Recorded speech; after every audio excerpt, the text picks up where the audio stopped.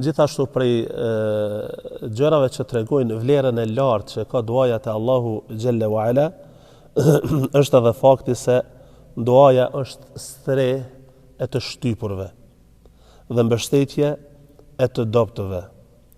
Kur i shtypuri ose i pafuqishmi nuk ka asnjë rrugdalje tjetër, i janë mbyllur të gjitha dyert, atëherë i drejtohet Allahut xhalla wa ala me lutjet e tij, Allahu padyshim se do të hakmerret. Për këtë arsye, pejgamberi sallallahu alaihi wa alihi wasallam ka thënë: ittaqi da'wat al-madhlumi fa innahu laysa baynahu wa baynaha hijab. Ke dëro ruaju lutjes së atij personi të cilit i është bërë zullum, i është bërë mizori, nga se mes atij edhe Allahu xhalla xhelaluhu nuk ka perde. Do të thonë, mes atij edhe përgjigjes së Allahu xhalla xhelaluhu nuk ka pengesë. Allahu i përgjigjet lutjes së tij. Në disa transmetime ka ardhur ke dëro nga lutja e atij të cilët i është bë pa drejtësi, nga se Allahu xhalla wa ala i përgjigjet lutjes së tij edhe nëse ai është pa besimtar.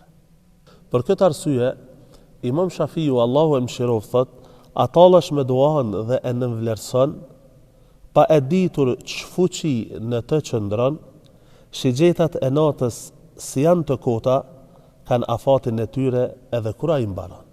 Do thonë, nuk guxon njeriu të tallet me lutjet.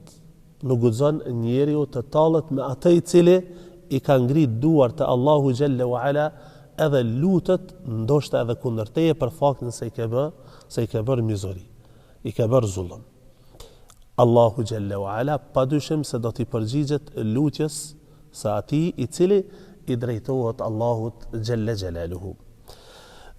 Nga e gjithë kjo mund të konkludojmë, nga e gjithë kjo që u tha edhe u tha në videot paraprake, mund të konkludojmë se duaja në veten e saj është argumentën faktin apo është argument i qartë i cili tregon njëshmërinë e Allahut xhalla xhelaluhu si në adhurim, si në krijem, si në emrat edhe cilësitë e tij të larta. Në adhurim, për faktin se vetë duaja është ibadet. Njeriu kur i drejtohet me lutje i drejtohet Allahu xhalla wa ala, e njëson atë, drejtohet kaj dhe thot: "O Zot, o ti i cili ke krijuar gjithësinë dhe çka ka në të, e madhëron atë, gjë që tregon se Allahu xhalla xhelaluhu është krijuesi dhe mbizotruesi i çdo gjëje." Pastaj i lutet atij përmes emrave të tij të bukur, edhe cilësive të tij të larta, duke e lutur një Zot bujar, një Zot të mëshirshëm, mëshira e tij e cila nuk ka fund, edhe shpreson vazhdimisht në përgjigjen e Allahu xhalla xhelaluhu, e siç e cekëm edhe më lart se përgjigja e Allahut është e garantuar për robërit e tij besimtar.